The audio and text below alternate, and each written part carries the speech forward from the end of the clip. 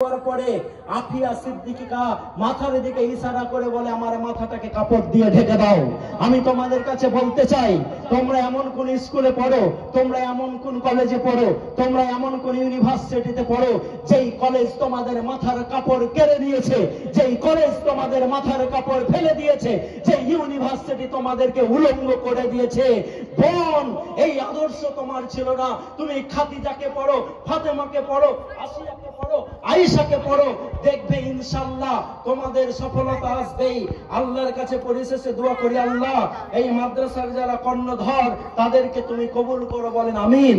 আল্লাহ এই মাদ্রাসাতে যারা 10 মুসলমান ছিল তারা পাকিস্তানে গেছে, আমাদের দেশে যারা পয়সাওয়ালা মুসলমান ছিল তারা পাকিস্তানে গেছে। পূর্ব পাকিস্তান তো বাংলাদেশটা, এটা 71-এ এসে হয়ে বাংলাদেশ হয়েছে। আগে কি ছিল?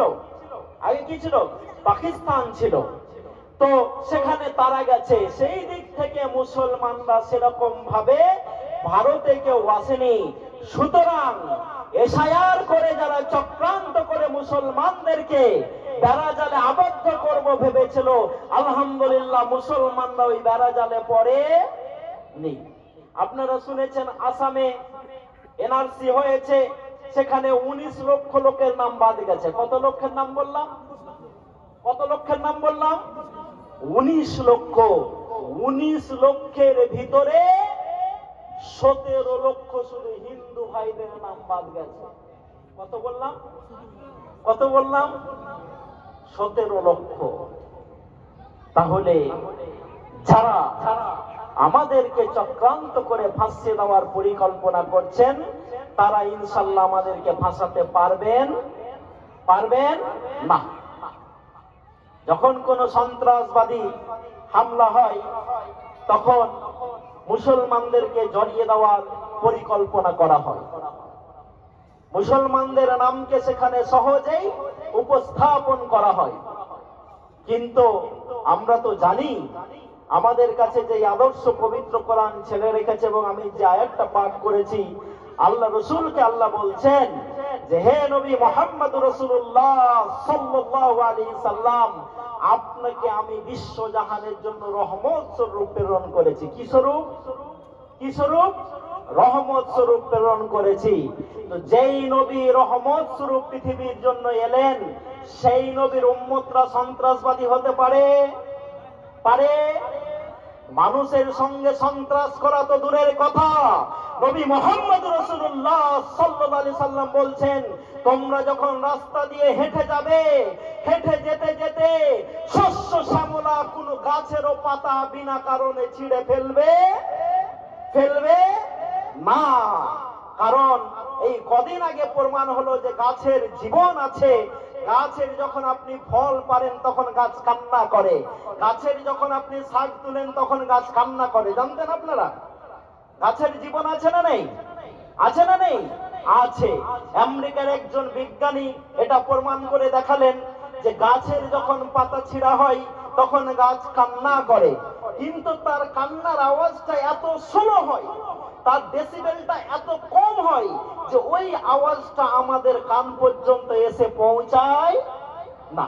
আমরা বলি না, মাওলানারা বলে না যে কবরে যখন আযাব হয় তো মানুষ আর জিন বাদে ওই আওয়াজ, আযাবের কষ্ট সবাই শুনতে পায়, বলি না?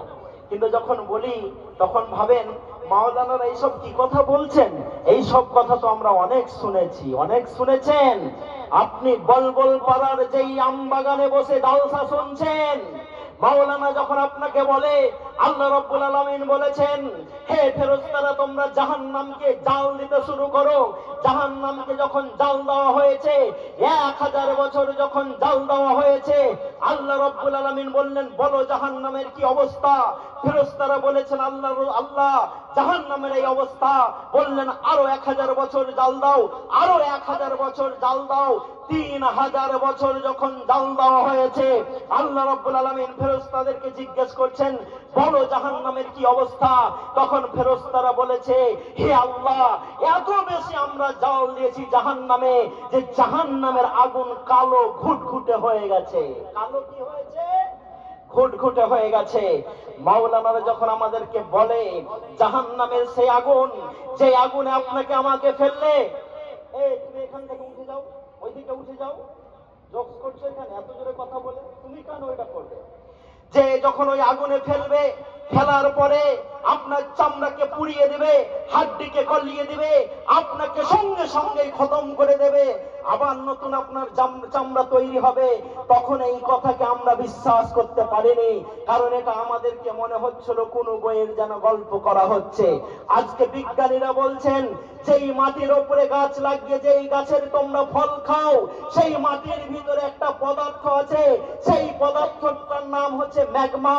100 ডিগ্রি যখন তাপ দেওয়া হয় কোনো পাত্রে পানি রেখে, পানিটা টকবক করে উতলাতে শুরু করে, আর সেটা বাষ্পে পরিণত হয়ে সঙ্গে সঙ্গে সেটা উড়ে পালিয়ে যায়।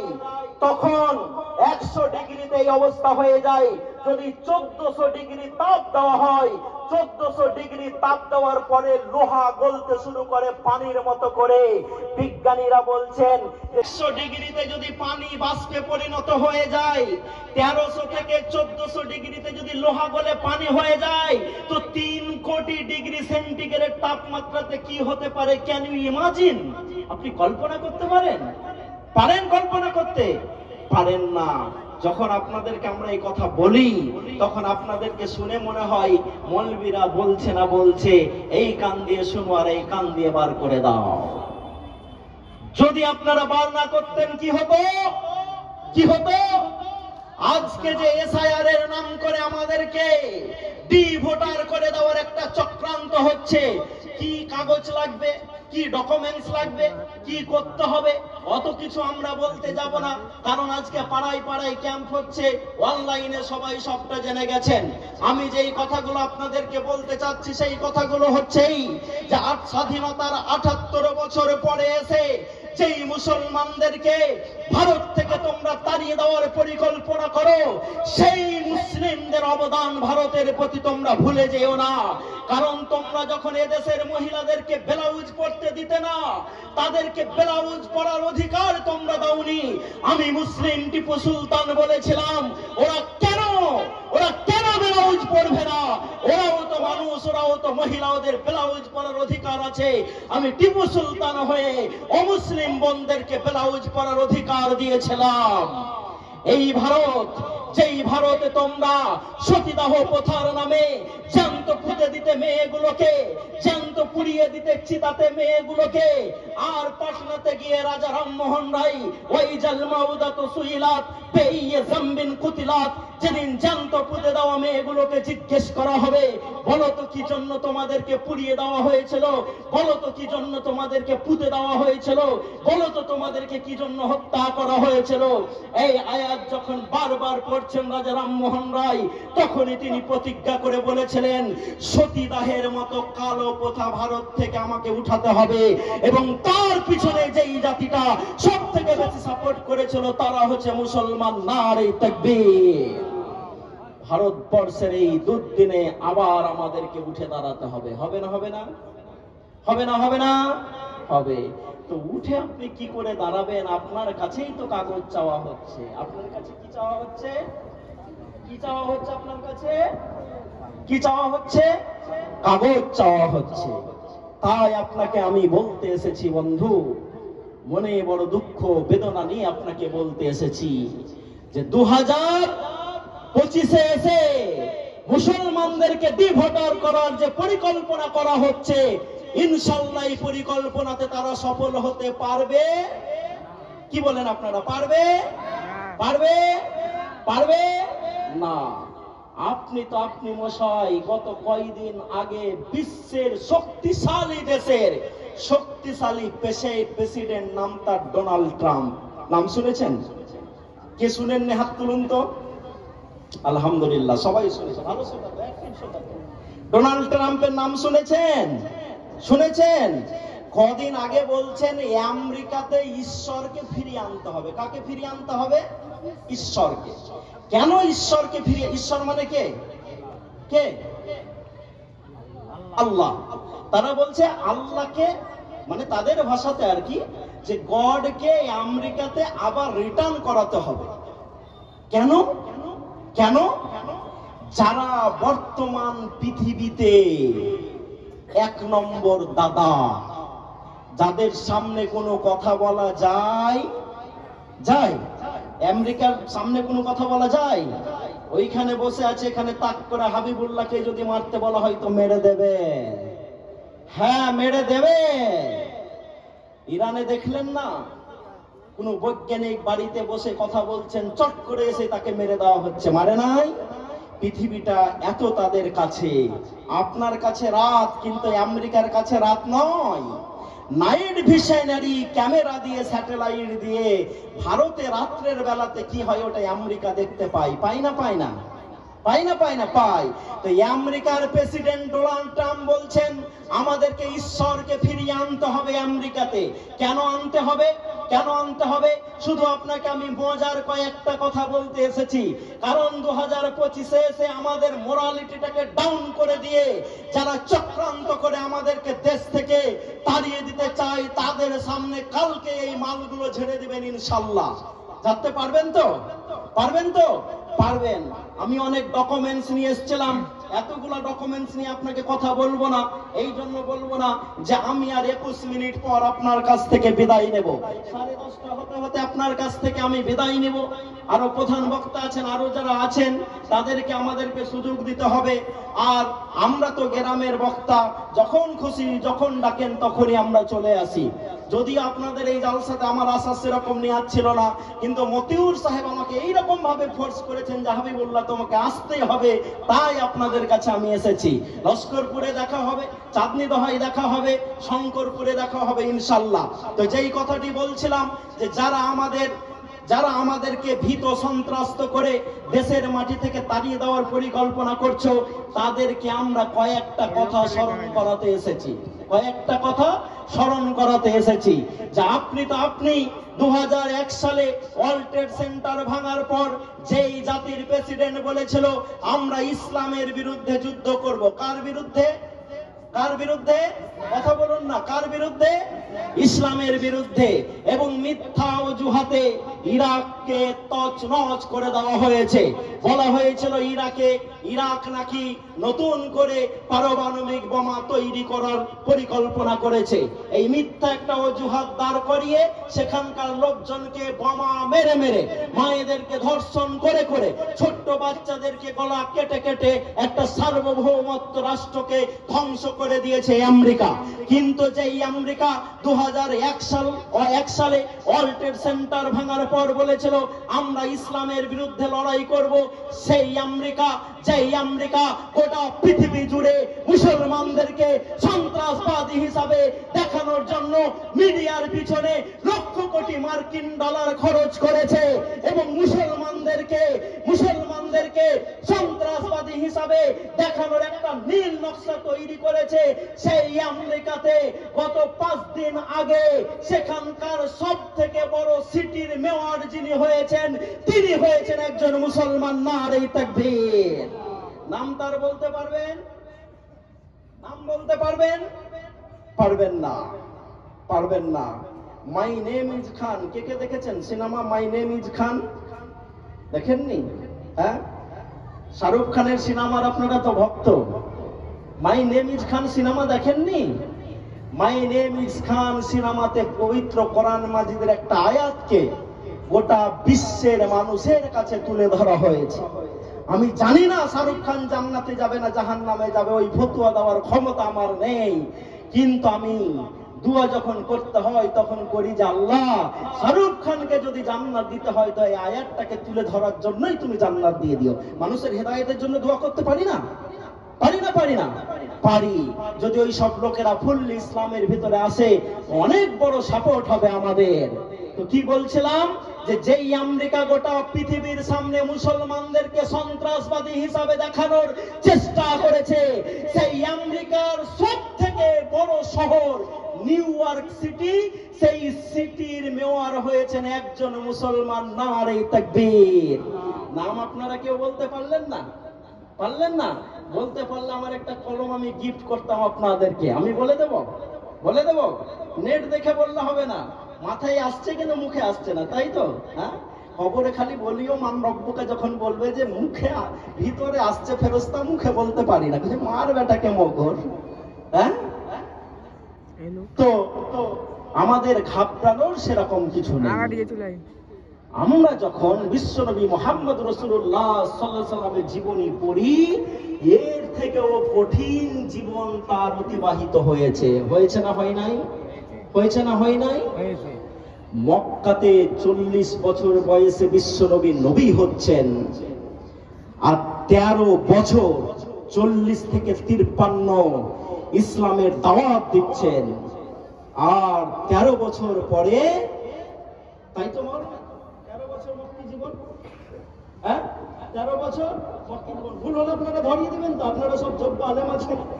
13 বছর মক্কি জীবন শেষ করার পর যখন তিনি মদিনাতে যাচ্ছেন, সেখানে 10 বছর থাকছেন। বলুন তো, আমরা কেউ গাছের পাতা খাই গাছের পাতা? শাক খেতে পারি, রান্না করে খেতে পারি। বিশ্ব নবীর সাহাবী উসমান গনিকে দেখে আল্লাহ রাসূল বলছেন, উসমান তুমি হচ্ছে বড় লোক, ধনী, রিচ পারসন, তোমার অনেক সম্পদ আছে। একটা গরিবকে যদি 3 বারের জায়গাতে আপনি 2 বার খেতে দেন মেনে নিতে পারবে, কারণ তার সেটা করে অভ্যস্ত আছে। কিন্তু একটা বড় লোককে যদি আপনি 3 বারের জায়গাতে 2 বার খেতে দেন, তার কষ্ট হয় কি হয় না? হয় কি হয় না? হয়। তো উসমানের দিকে দেখছেন। আমি বলবল পাড়া জলসা থেকে আপনাদেরকে সাহস জগিয়ে বলে যাচ্ছি, যদি তোমাদের লাকাদ কানা লাকুম ফি রাসূলিল্লাহি উসওয়াতুন হাসানাহ হয়, রাসূলের জীবনের ভিতরে মুসলমানদের জন্য যদি উত্তম চরিত্র হয়, রাসূলের সিরাতটাকে, তার জীবনীটাকে মুসলমানরা ভালো করে পড়ে নাও। সোহাবে আবি তালিবে আল্লাহ রাসূল দেখছেন সেখানকার মহিলাদের স্তনগুলো শুকিয়ে গেছে, দুধ খেতে দেওয়ার মতো পরিস্থিতি নেই। উসমানকে যখন দেখছেন গাছের পাতা খাচ্ছেন, আল্লাহ রাসূল বললেন, উসমান শুধু তুমি আশহাদু আল্লা ইলাহা ইল্লাল্লাহ ওয়া আশহাদু আন্না মুহাম্মাদুর রাসূলুল্লাহ পড়েছো বলে তোমার বাড়িতে 8 মাসের ছাগল রান্না হয়, তোমার বাড়িতে উটের মাংস হয়, তোমার বাড়িতে উটের দুধ হয়, তোমার বাড়িতে তুমি গরুর মাংস খাও, তুমি বড় লোক। আর এই কালেমা পড়ার জন্য সবে আবি তালেবে এসে তুমি গাছের পাতা ছিঁড়ে ছিঁড়ে খাচ্ছ। বলবল পড়ার মানুষকে আমি হাবিবুল্লাহ বলে যেতে চাই, বলুন তো সবে আবি তালিবের থেকে কি আমাদের কঠিন দিন এসছে? আসে নাই। তো রসুলের সাহাবীরা যদি গাছের পাতা খেয়ে ইমানকে বাঁচিয়ে যেতে পারেন, তো আমাদের যদি সাময়িক কিছু অসুবিধা হয়, তা আমরা কি ইমান হারা হলে চলবে? আপনারা কি বলেন, চলবে? চলবে না। তাই আপনাদেরকে রসুলের জীবনীটা বেশি করে পড়ে যেতে বলছি। মুসার অনেক লম্বা আলোচনা হয়, আমার মাওলানারা কানে হাত দিয়ে মুসা আলাইহিস সালামের ঘটনা ধরে নেন। কোরআনের ভিতরে একটা নবীর নাম সব থেকে বেশি এসছে, সেই নবীটার নাম জানেন? কি নাম? হযরত মুসা আলাইহিস সালাম। সব থেকে বেশি তার নাম পবিত্র কোরআনে এসছে। সেকেন্ড যেই নবীটার নাম কোরআনে সেকেন্ড নম্বরে আছে, মানে বেশির দিক দিয়ে দ্বিতীয় নম্বরে আছে, সেটা হচ্ছে ঈসা আলাইহিস সালাম। 25 বার এসেছে। আর আমাদের বিশ্বনবী মুহাম্মদ রাসূলুল্লাহ সাল্লাল্লাহু আলাইহি সাল্লামের নাম এসেছে মাত্র কবার? হাত দেখতে পাচ্ছেন? কবার? 4 বার। মাত্র 4 বার মুহাম্মদ রাসূলুল্লাহ সাল্লাল্লাহু আলাইহি সাল্লামের নাম এসেছে। তো মুসার নাম কেন এত বেশি এলো? কথাই বলে না যে মুসার অনেক রাগ বেশি, বলে না? বলে। তো মুসার কেন রাগ হবে না? মুসার শরীরে যে বাদশাহী রক্ত ছিল, কারণ ও তো মানুষ হয়েছে ফেরাউনের বাড়িতে। তদানীন্তন সময়ে তো ফেরাউন সেখানকার বাদশাহ, সেখানকার সে রাষ্ট্রপ্রধান, সেখানকার সে ফেরাউন। তার বাড়িতে যদি একটা বাচ্চা মানুষ হয়, তার মিজাজ করা হবে না? তো মুসা আলাইহিস সালাম মাঝে মাঝে আল্লাহকে প্রশ্ন করে দিতেন যে কোনো বিষয়ে। তো মুসার গল্প অনেক হয়, মুসার কাহিনী আমরা অনেক শুনি, কিন্তু মাওলানারা মেন পয়েন্টটা আপনাদের সামনে যেটা আমরা তুলে ধরতে পারিনি, সেটা হচ্ছে এই। অল্প সময় আপনাকে আমি কাহিনী শোনাবো না, মেন পয়েন্ট যেটা সেই ঘটনার, সেটা হচ্ছে এই যে মুসাকে যখন ফেরাউন পিছন থেকে তাড়ছে, আর সামনে মুসা আলাইহিস সালাম যখন দৌড়ে যাচ্ছেন, এমত অবস্থায় সামনে যখন পানি পড়ে গেল, আর কোনো পথ নেই, পিছন থেকে এসে ফেরাউনের সেনাবাহিনী তাদেরকে মুসাকে ধরে নেবে আর হত্যা করে দিবে। সেই সময়তেও মুসা আলাইহিস সালামের কনফিডেন্স ছিল, বিশ্বাস ছিল আল্লাহর উপরে যে আল্লাহ কিছু একটা আমার জন্য করবেন। এবং সেই মুহূর্তেই পানি ফেটে রাস্তা তৈরি হয়ে যাচ্ছে। ওই যে কনফিডেন্সিয়াল লেভেল, বিশ্বাসের ওই জায়গাটা ওই সময়তেও, ওই জন্য এত বেশি মুসা আলাইহিস সালামের নাম পবিত্র কোরআনে এসেছে। তো আজকেও যদি 2025 সালে আমরা আওয়াজ তুলে দিয়ে বলি, ওরে মুসাকে যে আল্লাহ বাঁচিয়েছিলেন তখন, এখন সে আল্লাহ আছে না নাই? আছে না নাই? আছে না নাই? নমরুদ যে ইব্রাহিমকে আগুনে ফেলেছিল, ফেরেশতারা এসেও বলেছিল আপনাকে আমরা মে আই হেল্প ইউ, একটু যদি সাহায্য করতে পারি। যে ইব্রাহিম আলাইহিস সালাম বলেছিলেন আমার জন্য আল্লাহ যথেষ্ট, বলেন নাই? তা আগুনের ধর্ম হচ্ছে পুড়িয়ে দেওয়া। বলুন তো সেই আগুন ইব্রাহিমকে জ্বালাতে পেরেছে? পেরেছে? ওই পানি মুসাকে ডুবাতে পেরেছে? আবু জেহেল আবু লাহাবের কুচক্র না মুহাম্মদ রাসূলুল্লাহ সাল্লাল্লাহু আলাইহি ওয়াসাল্লামকে পৃথিবী থেকে খতম করতে পেরেছে? পারেনি। তো মুসাকে যে আল্লাহ বাঁচিয়েছিলেন, ইব্রাহিমকে যে আল্লাহ বাঁচিয়েছেন, মুহাম্মদ রাসূলুল্লাহ সাল্লাল্লাহু আলাইহি ওয়াসাল্লামকে যে আল্লাহ বাঁচিয়েছেন, সে আল্লাহ আছেন না নাই? আছেন না নাই? শুধু আমাদের ফোনটা লেগে যাচ্ছে রং নাম্বারে।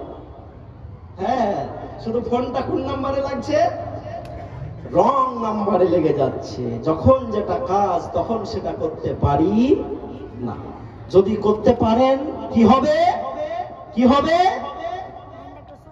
যেই লোকগুলো আমাদের কাছে আজকে কাগজ চাইছে, মুসলমানরা যদি, আমি দায়িত্ব নিয়ে বলছি, কারণ রেকর্ড হচ্ছে, ক্যামেরা লাগানো আছে, মোবাইল আছে, অনেকে হাতে মোবাইল ধরে আছেন, এটা সোশ্যাল মিডিয়াতে চলে যাবে, অনলাইনে চলে যাবে। এখন তো দেখছি আমার এক একটা বক্তব্য প্রায় 20 লাখ, 30 লাখ, 50 লাখ, 1 কোটি পর্যন্ত ভিউ হয়ে যাচ্ছে। আলহামদুলিল্লাহ, আপনাদের দোয়া। এটাই আমার কিছু করার নেই। আমি তো প্রফেশনাল বক্তা নই যে আপনি ডাকলেন টাকা দিয়ে পেয়ে যাবেন আমাকে, এরকম বক্তা নয়। তো যেহেতু এটা সোশ্যাল মিডিয়ায় চলে যাবে, সেহেতু আমি দায়িত্ব নিয়ে বলছি, মুসলমানরা যদি আজকে নিচু দলিত মতুয়াদের পাশে গিয়ে দাঁড়িয়ে বলে তোমরাও ভারতের অধিবাসী, তোমাদের পাশে আমরা আছি, এই কথাটাই যদি আমরা বলি, তো মোদি ঘরে ঢুকে যাবে ইনশাআল্লাহ। বুঝতে পারেন নাই? কে ঘরে ঢুকবে? কে ঘরে ঢুকবে? এই তো জোরে করে বলুন না, কে ঘরে ঢুকবে? ভয়ের কোনো কারণ নেই। কারণ তাদের তো সবই ফলস, কিছু দেখাতে পারছে। আমি ডকুমেন্টস নিয়ে এসেছি, আমি আপনাদের কাছে ডকুমেন্টস নিয়ে এসেছিলাম যে যতগুলো সন্ত্রাসবাদী হামলা হচ্ছে, সেটা পার্লামেন্টে হামলা হোক, আর সেটা জম্মু কাশ্মীরে হামলা হোক, সেটা কোনো ধামে হামলা হোক, সমস্ত হামলাগুলোই কেন মোদির আমলে ঘটছে? এই প্রশ্নটা আমরা তুলতে পারি না? আপনারা কি বলেন, পারি না? প্রথমেই যে বলেছি যে মোটরসাইকেল চুরি হয়েছে, ফ্রিজ চুরি হয়েছে, 4 চাকা চুরি হয়েছে, তো কি পাল্টানো দরকার? এটা ভুলে গেছে। হ্যাঁ, গার্ড পাল্টানো দরকার। তো গার্ডটাকে আমাদেরকে পাল্টে দিতে হবে।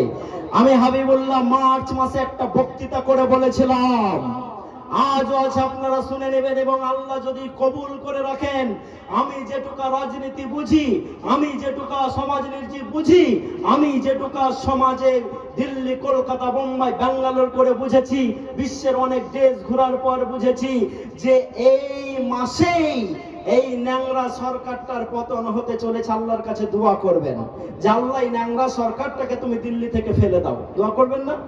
করবেন না? করবেন না? করব ইনশাআল্লাহ, আমরা করব। এবং আমি তো কালকেও একটা জালসাতে ফারেক্কাতে বলছিলাম যে যখন 8 পাস করলে মানুষকে খুঁজে খুঁজে চাকরি দেওয়া হতো, 8 পাস করলে মানুষকে খুঁজে খুঁজে কি দেওয়া হতো? চাকরি দেওয়া হতো। সেই সময়তে নাকি নরেন্দ্র মোদী MA পাস করে চা কেটলিতে করে চা বিক্রি করছে, শুনেন না?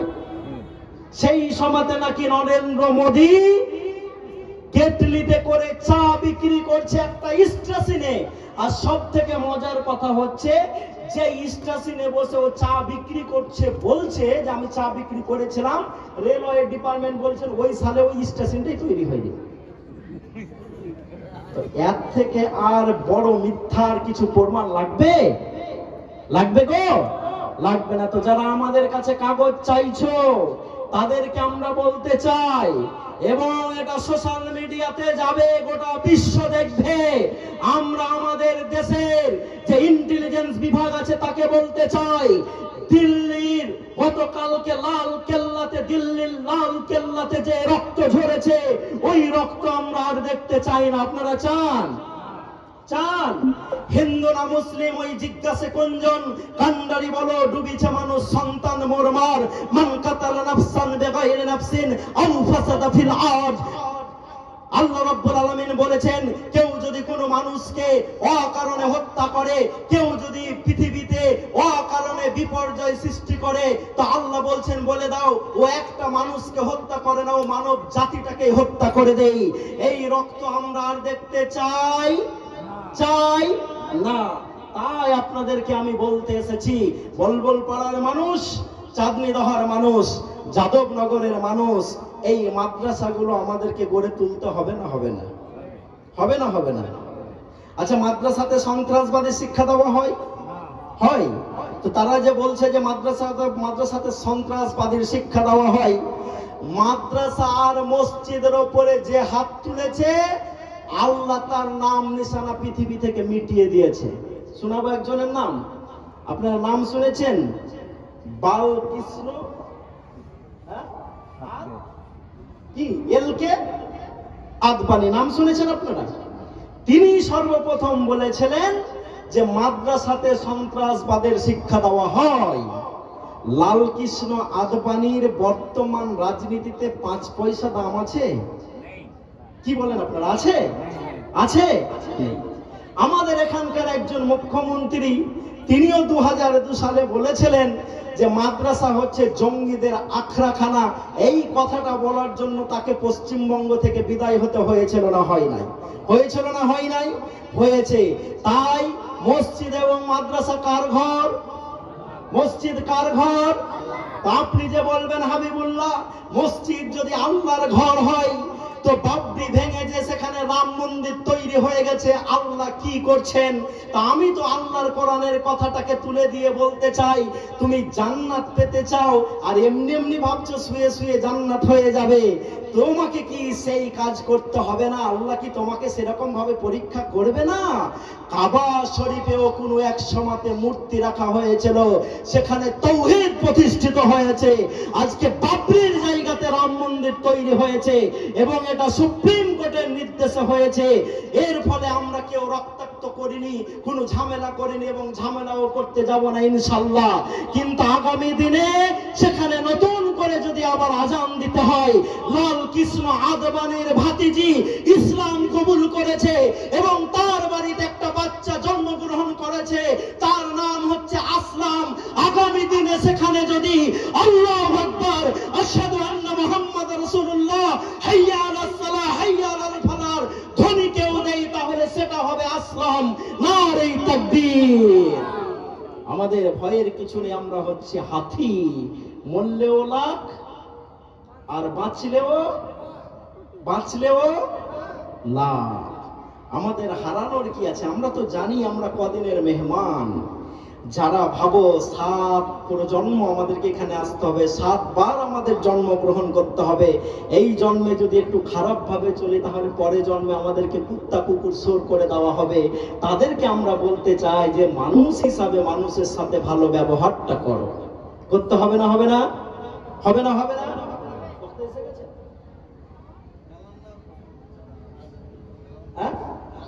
না, আমি তো ওই রকম ভাবে টানছি, আমাকে তো গোছাতে হবে কথাগুলো। তো বলতে বললে আমি তো 2 ঘন্টা বলে দেবো, এরা তো কেউ পালাবে না। সেটা বড় কথা নয়। বড় কথা হচ্ছে যারা বাইরে থেকে আসছে তাদেরকে আমাদের সুযোগ দিতে হবে। আমি বারবার ঘড়ির দিকে দেখছি। তো কি বলছিলাম, আমরা যে এই কথাগুলো আপনাদেরকে বলার জন্য এসেছি, আলহামদুলিল্লাহ এই যে মাদ্রাসা, এই মাদ্রাসা আমাদেরকে তৈরি করতে হবে না, সরকার তৈরি করে দেবে। কাকে করবে? আমাদেরকে করতে হবে। এবং মাদ্রাসাতে কিসের শিক্ষা দেওয়া হয়? মাদ্রাসাতে দ্বীনের শিক্ষা দেওয়া হয়। কিসের শিক্ষা দেওয়া হয়? দ্বীনের শিক্ষা দেওয়া হয়। আচ্ছা, যারা শুধু দ্বীন জানে তারা কি দুনিয়া জানে না? জানে না দুনিয়া? আজকে আমি একটা প্রফেসরের লাইফ হিস্ট্রি পড়ছিলাম। তিনি একজন ইউনিভার্সিটির প্রফেসর, তাকে বৃদ্ধাশ্রমে রেখে এসছে তার ছেলেরা। কোথায় রেখে এসছে? কোথায় রেখে এসছে? বৃদ্ধাশ্রমে। তিনি দুঃখ করে বলছেন, আমি ছেলেদেরকে আধুনিক শিক্ষায় শিক্ষিত করতে গিয়ে প্রত্যেকটা ছেলেকে জানোয়ার করে দিয়েছি। কি করেছি? কি করেছি? আচ্ছা, কোন মৌলবি মাওলানার মা বা বৃদ্ধাশ্রমে যায়? যায় না। বৃদ্ধাশ্রমে কারা যায়? ডাক্তারের মা যায়, প্রফেসরের মা যায়, ইঞ্জিনিয়ারের মা যায়। কারণ কোন স্কুলে, কোন কলেজে, কোন ইউনিভার্সিটিতে শিক্ষা দেওয়া হয় না যে তোমার মায়ের পায়ের তলে জান্নাত। শিক্ষা দেওয়া হয়। এই শিক্ষা কোথায় দেওয়া হয়? জোরে করে বলুন না, কোথায় দেওয়া হয়? মাদ্রাসাতে দেওয়া হয়। কোন স্কুলে শিক্ষা দেওয়া হয় যে তোমার বাবার সাথে জোরে কথা বলা যাবে না, তোমার দাদুর সাথে জোরে কথা বলা যাবে না, তোমার বড় চাচার সাথে জোরে কথা বলা যাবে না, তোমার ছোট চাচাকে গাল দিয়ে কথা বলা যাবে না। শিক্ষা দেওয়া হয়? হয় না। এই শিক্ষা কোথায় দেওয়া হয়? মাদ্রাসাতে দেওয়া হয়। মাদ্রাসাতে কিসের শিক্ষা দেওয়া হয়? দেখা হলে বলো আসসালামু আলাইকুম। আর আমরা তো মডার্ন যুগে বাস করছি, আসসালামু আলাইকুম বলতে আমাদের খারাপ লাগলে, সকাল হলে দেখা হলে আমরা বলি গুড মর্নিং, বলি না? আলহামদুলিল্লাহ আমাদের পরিবেশ ভালো আছে, এখানে এখনো গুড মর্নিং চালু হয়নি।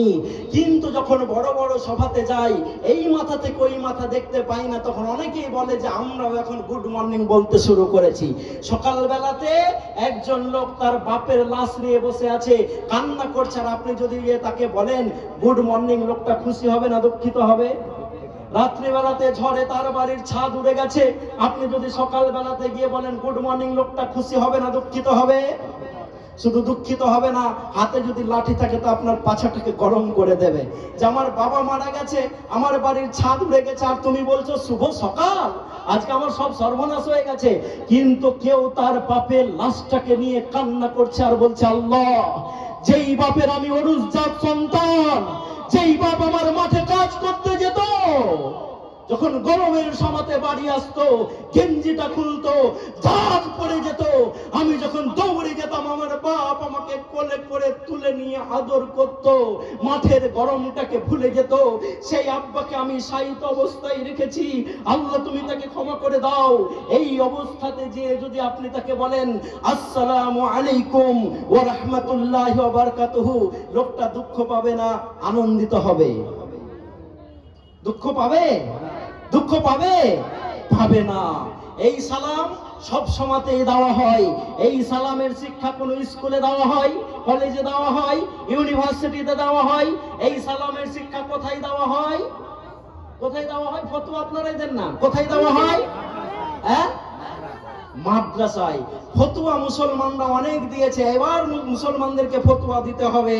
হ্যাঁ, আজকে আমাকে একজন কলকাতা থেকে ফোন করে নাম করে বলছেন যে হাবিবুল্লাহ সাহেব, আমাদের সমাজটাকে এখানে ভেঙে দিয়েছে তাবলিগ জামাত, আহলে হাদিস আর ফুরফুরা শরীফ আর কোন কোন মাজারের নাম করে, যারা সবাই একে অপরের বিরুদ্ধে বিষাক্তমূলক কথা বলে সমাজটাকে বিছিয়ে দিয়েছে।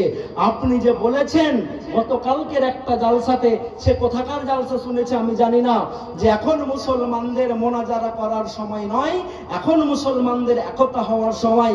কে কোথায় হাত রেখে নামাজ পড়ছে এটা মুসলমানদের দেখার এখন সময় নয়। আপনারা সোশ্যাল মিডিয়াতে দেখেন না কেউ হাত ছেড়ে নামাজ পড়ছে? যদি কেউ হাত ছেড়ে নামাজ পড়ে তারও নামাজটা হয়ে যাবে, হবে না? হবে না? তো আমাদের সভাপতি সাহেব আছেন, তিনি হয়তো আমাকে বলবেন, আমি গাজীনগরে একটা জায়গাতে বক্তৃতা করছি, বক্তৃতা করতে গিয়ে আমি এই কথাটা যখন বললাম, তো একজন মাওলানা সাহেব বললেন, হাবিবুল্লাহ ভাই সবই ঠিক কথা বলে, কিন্তু এই হাত বাঁধার ব্যাপারে যেটা বলছে এটা একটু বেশি বলা হয়ে যাচ্ছে। আমি সেই মাওলানাকে সেদিন বলেছিলাম, আমি 2006 সালের স্টার মার্ক পাওয়া ছাত্র, আপনার মতো মাওলানা আমার সঙ্গে বসতে গেলে এক কলসি পানি খেয়ে বসতে হবে। আপনি জানেন না বর্তমানে ভারতবর্ষের কি অবস্থা চলছে। হাত আগে বাঁচছে না, কোথায় বাঁধবো সেটা পরে হবে। আজকে উত্তরপ্রদেশের ইউনিভার্সিটিকে বন্ধ করে দিয়ে আজম খানকে জেলে পুরে দেওয়া হচ্ছে। আজম খান আহলে হাদিসের লোক নয়, কিন্তু সে শুধু মুসলমান বলে তার ইউনিভার্সিটিতে মাটিতে শুধু সে নাকি কারো জায়গা চুরি করেছে, মুরগি চুরি করেছে, বতক চুরি করেছে, ছাগল চুরি করেছে, এই কথায় মিথ্যা মামলা দিয়ে তাকে ফাঁসিয়ে দেওয়া হচ্ছে। আমার বন্ধুরা, আপনাদেরকে আমি বলতে এসেছি, এখনকার যে সময়, এই সময়টা বিশ্বনবী মুহাম্মদ রাসূলুল্লাহ সাল্লাল্লাহু আলাইহি সাল্লাম প্রথম দিকে যখন ইসলামটাকে নিয়ে আসেন, আল্লাহ রাসূলের সামনে বিলালকে যখন মারা হচ্ছে, আল্লাহ রাসূল দেখলেন উমাইয়ার ছেলেরা বেলালকে এমন ভাবে মারছেন, বেলাল শুধু বলছেন আহাদ আহাদ আহাদ, কিন্তু একবারও প্রতিবাদ করেননি। তিনি তো প্রতিবাদ করতে পারতেন, একবারও প্রতিবাদ করেননি। মাওলানার আছে, জিজ্ঞেস করবেন। সেখান দিয়ে তিনি হেঁটে গেলেন, হেঁটে যাওয়ার পর মনটাকে খারাপ করলেন। আবু বকরকে বললেন, আবু বকর, আমি যখন রাস্তা দিয়ে হেঁটে এলাম তখন দেখলাম বেলালকে ছেলেরা ছোট কুকুরের গলাতে যেমন দড়ি বেঁধে ছেঁচড়ে নিয়ে যাওয়া হয়, বেলালকে ওই রকম ভাবে ছেঁচড়ে নিয়ে যাওয়া হচ্ছে। বেলালের কি অপরাধ জানো? কারণ সে বলেছে লা ইলাহা ইল্লাল্লাহ মুহাম্মদ রাসূলুল্লাহ। আবু বকর, আমি বেলালকে দেখলাম যখন বালি গরম হয়ে যায় তখন তাকে চিৎ করে শুইয়ে দিয়ে উমাইয়ার লোকজনেরা বড় পাথর বেলালের বুকের উপরে চাপিয়ে দেই, আর বেলালের মুখ দিয়ে কোনো কথা বেরোয় না, শুধু একটা আঙুল বার করে আর বলে আহাদ আহাদ আহাদ, আল্লাহ এক আল্লাহ এক। আবু বকর বললেন, বলুন রাসূল কি করতে হবে? আল্লাহ রাসূল বললেন, যদি তোমরা কেউ পারো তাহলে বেলালকে তার মালিকের কাছ থেকে কিনে যদি আজাদ করে দিতে পারো তো আমি বড্ড খুশি হতাম। আবু বকর অনেক সম্পত্তির বিনিময়ে বেলালকে কিনে আজাদ করে দিয়েছিলেন। এই অবস্থাটা বর্তমান ভারতে চলছে। যখন দিল্লির মাটিতে একজন হাফেজে কোরআন, আমি বেলালকে পড়েছি কিন্তু বেলালকে দেখিনি, আমি বেলালকে পড়েছি কিন্তু বেলালকে দেখিনি, কিন্তু একজন হাফেজে কোরআনকে আমি দেখেছি দিল্লির মাটিতে। কুত্তার দল। আমি কেন কুত্তার দল বলছি? কারণ বাঘ তো একাকী শিকার করে, কুত্তারা শিকার করে যৌথভাবে। যখন একজন হাফিজে কোরআন, যে চোখ দিয়ে দেখতে পাই না, চোখের যার জ্যোতি নেই, শুধু লা ইলাহা ইল্লাল্লাহ মুহাম্মদ রাসূলুল্লাহ বলার জন্য দিল্লির মাটিতে অন ক্যামেরা পিটিয়ে পিটিয়ে মারা হচ্ছে, আর আমার সেই হাফিজ সাহেব একটা আঙুল তুলে দিয়ে এইরকম ভাবে বলছেন আহাদ আহাদ আহাদ। আগে আঙুলগুলোকে বাঁচাও, তারপর আঙুল নামাজের কোথায় তুলবে সেটা পরে ঠিক হবে। এ কথা আপনাদেরকে আমি ঠিক বলছি না ভুল বলছি? ঠিক বলছি না ভুল বলছি? ঠিক বলছি, এবং দায়িত্ব নিয়ে বলছি। তো আসুন, যেই মাদ্রাসাকে আমাদের গড়ে তুলতে হবে, যেখানে সালামের জিনিস শিক্ষা দেওয়া হয়, সেই মাদ্রাসার জন্য চটপট মাত্র কয়েকজন দাঁড়িয়ে 1000 করে